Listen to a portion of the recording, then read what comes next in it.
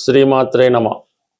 సింహరాశి వారికి ఈ వార ప్రారంభంలో లాభస్థానంలోనే రెండు గ్రహాలు ప్రధానంగా ఈ సింహరాశి వారికి ధన లాభాధిపతి బుధుడు లాభస్థాన సంచారం వక్రగమనంతో సంచరించడం వల్ల వివిధ మార్గాల ద్వారా ధనం వచ్చే అవకాశం ఉంటుంది.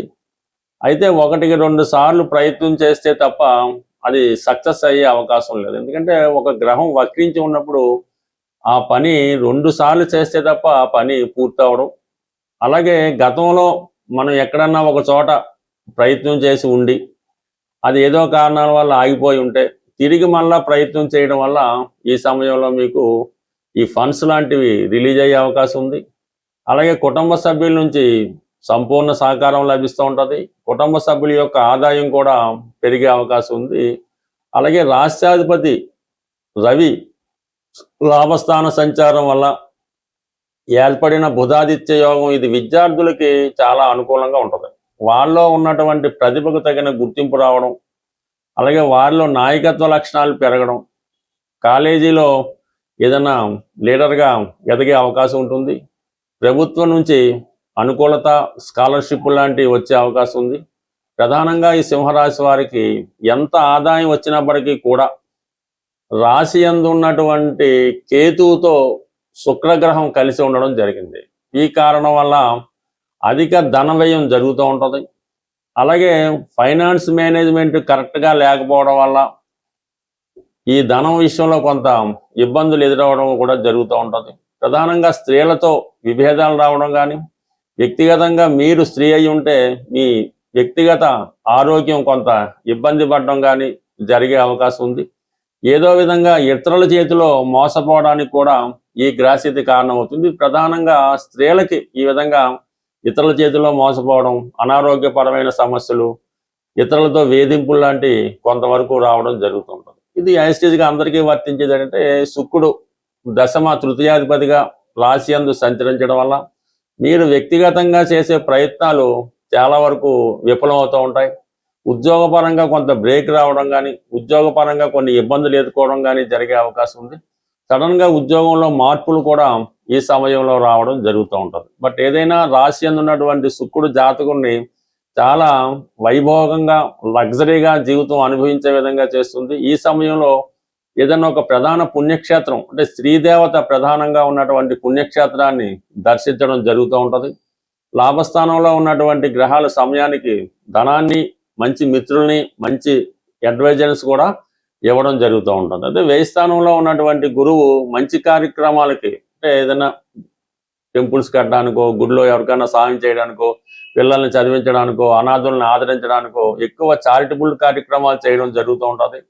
అదేవిధంగా ఏంటంటే వ్యక్తిగతంగా మీరు గతంలో ఆగిపోయినటువంటి పనులు ఏవైనా ఉంటే అది తిరిగి పునఃప్రారంభించే అవకాశం ఉంటుంది. ఇది ప్రధానంగా 2 విషయాల్లో ఇది మీకు బాగా అనుకూలిస్తూ ఉంటుంది. అంటే గతంలో మీరు కొంతకాలం ఉద్యోగం చేసి ఏదో కారణం వల్ల దానికి బ్రేకప్ ఇచ్చి ఉంటే తిరిగి మళ్ళీ మీరు ఉద్యోగ ప్రయత్నం చేయడం వల్ల ఆ ఉద్యోగ ప్రయత్నం ఫలిస్తుంది. అలాగే సంతానం కొరకు ఆశించే దంపతులు అంటే పెళ్ళైన తర్వాత 4-5 సంవత్సరాల తర్వాత కూడా సంతానం కలగలేని వారు ఈ సమయంలో ప్రయత్నం చేయడం వల్ల అంటే మీరు అక్టోబర్ నెల లోపల సంతానం కొరకు ప్రయత్నం చేయడం వల్ల భార్యాభర్తలు ఇద్దరు తగు విధంగా మీ యొక్క మెడికల్గానో, వ్యక్తిగతంగానో, లేదంటే భగవంతుని గట్టిగా నమ్ముకోనో ప్రయత్నం చేయడం వల్ల కంప్లీట్గా మీకు సంతానం విషయంలో శుభవార్త కలుగుతుంది.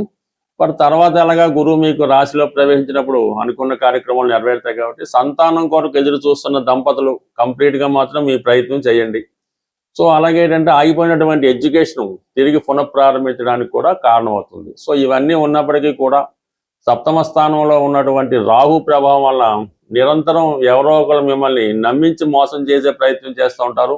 ఈ విషయంలో జాగ్రత్తగా ఉండండి. అలాగే అష్టమ శని ప్రభావం వల్ల చాలా వరకు మీరు ఎంత సిన్సియర్గా ఉన్నా, ఎంత టైం టు టైం మీ పనులు పూర్తి చేసినా ఏదో విధంగా కొంత అపనిందలు, అపవాదులు రావడం జరుగుతుంది. మనకన్నా తక్కువ స్థాయి వారి మధ్య మాట పడడం కూడా ఈ అష్టమ శని ప్రభావం వల్ల జరుగుతూ ఉంటుంది. కాబట్టి ఈ విషయంలో కొన్ని తప్పనిసరి పరిస్థితుల్లో కంప్లీట్గా మీరు ఈ అష్టమ శని ఉన్నంత వరకు కూడా మీరు వీలైతే ప్రతినిత్యం లేదంటే ప్రతి నెల ఒకసారి మాస శివరాత్రి రోజు, ఆరుద్ర నక్షత్రం రోజు, లేదంటే మీ జన్మ నక్షత్రం రోజు శివుడికి ఆవు పెరుగుతో అంటే ఆవు పాలు, ఆవు మజ్జిగ ఇటువంటి ద్రవ్యాలతో, లేదంటే పంచామృతాలతో, లేదంటే తేనెతో శివుడికి అభిషేకం చేయించడం వల్ల నెమ్మదిగా మీకు ఉన్నటువంటి అపనిందలు, అపవాదులు, అనారోగ్య సమస్యలు కంప్లీట్గా తొలగి నెమ్మదిగా మీ జీవితం అభివృద్ధి వైపు ప్రయాణించే అవకాశం ఉంది. బట్ ఏదైనప్పుడు కూడా ఈ రాశి వారు ఈ వారంలో ఫైనాన్స్ మేనేజ్మెంట్ జాగ్రత్తగా చూసుకోవాలి.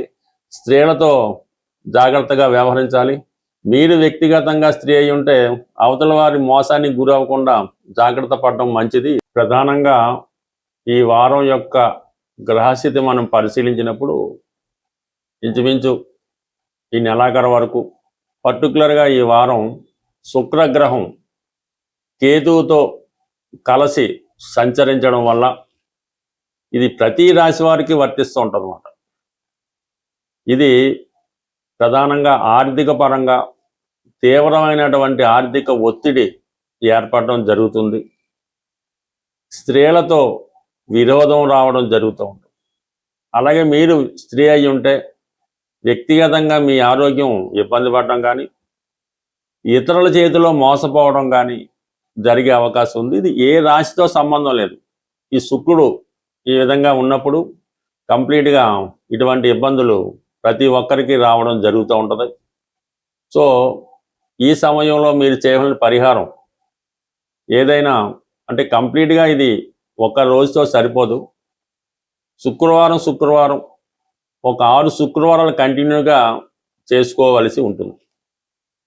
సాయంకాలం సమయంలో అంటే సూర్యాస్తమం అయిన తర్వాత ఏదైనా ఆంజనేయ స్వామి వారి ఆలయం కానీ, సుబ్రహ్మణ్య స్వామి వారి ఆలయం అయినా పర్వాలేదు, సాయంకాలం పూట ఒక ఎరుపు రంగు పువ్వులు, మందార పువ్వులు కానీ, గులాబీ పువ్వులు కానీ చాలా ఫ్రెష్గా ఉండాలి, ఒక 6 తీసుకొని ఆ హనుమాన్ దేవాలయంలో స్వామికి సమర్పించవలసి ఉంటుంది. అలాగే బాగా సుగంధపూరితంగా ఉన్నటువంటి అగరబత్తీలు అన్నమాట. అంటే కామన్గా వెలిగిస్తే మొత్తం చుట్టుపక్కలంతా వ్యాపించే విధంగా కొన్ని అగరబత్తీలు ఉంటుంటాయి కదా, అటువంటి ఒక ప్యాకెట్ ఆ స్వామివారి దేవాలయంలో ఇచ్చి అవి అక్కడ వెలిగించడం, అంటే ధూపం వచ్చే విధంగా వెలిగించడం వల్ల మరి మీరు ఆ దేవాలయంలో కూర్చొని లక్ష్మీ అష్టోత్తరం కానీ, శ్రీ సూక్తం కానీ, కనకదార స్తోత్రం కానీ సైలెంట్గా పఠించడం వల్ల కంప్లీట్గా మీకు ఈ 6వ వారం వచ్చే లోపల ఈ యొక్క ధనలాభం కలిగే, అంటే ఎప్పుడైతే ఒక వ్యక్తికి ఈ స్త్రీల నుంచి విమర్శలు రాకుండా, స్త్రీలతో శత్రుత్వం లేకుండా, స్త్రీల యొక్క అనురాగం కానీ వాళ్ళ యొక్క ప్రేమని పొందినప్పుడు ఆటోమేటిక్గా ధనం కూడా ఆ విధంగా వాళ్ళని ఆకర్షించడం జరుగుతూ ఉంటుంది. అందువల్ల ఈ సమయంలో మీరు ఈ 6 వారాలు కూడా స్త్రీలతో, అంటే తల్లితో కానీ, చెల్లెలతో కానీ, అక్కగారితో కానీ, ఈవెన్ ఎవరితో కూడా శత్రుత్వం పెంచుకోకుండా కంప్లీట్గా మీరు ఈ నియమం పాటించడం వల్ల మీ జీవితంలో కంప్లీట్ మార్పు రావడం జరుగుతుంది. గురువు బలంగా ఉన్నప్పుడు కూడా మనకి పరిహారాలు చేయనప్పుడు అవి ఫలిస్తూ ఉంటాయి.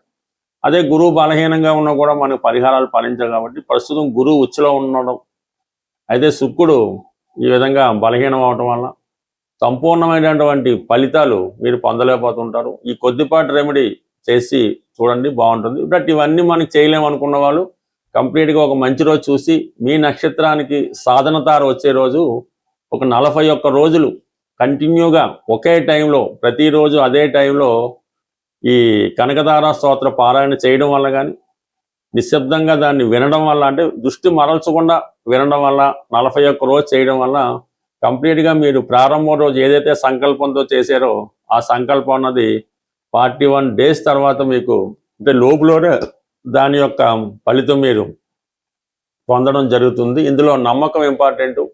బట్ ఏదైనా మీ గృహంలో ప్రతి శుక్రవారం లక్ష్మీ అమ్మవారి ఫోటోకి ఎరుపు రంగు పూలతో అలంకరించి వెండి గ్లాసులో, అంటే వెండి పాత్రలో పాలు నైవేద్యంగా పెట్టి అందులో కొద్దిగా బెల్లమో పటిక పందారు వేసి ఆ ప్రసాదాన్ని మీరు తీసుకోవడం వల్ల కంప్లీట్గా మీకు ఈ గృహంలో ఉన్నటువంటి ఆర్థిక సమస్యలు కంప్లీట్గా తొలగిపోవడం జరుగుతుంది. ఒకటి చిన్న విషయాన్ని మీరు గుర్తుపెట్టుకోండి, మీ కుటుంబంలో మీ గృహంలో స్త్రీలు ఎంత సంతోషంగా ఉంటే మీ ఫైనాన్స్ పొజిషన్ అంత ఇంప్రూవ్గా ఉంటుంది. స్వస్తి.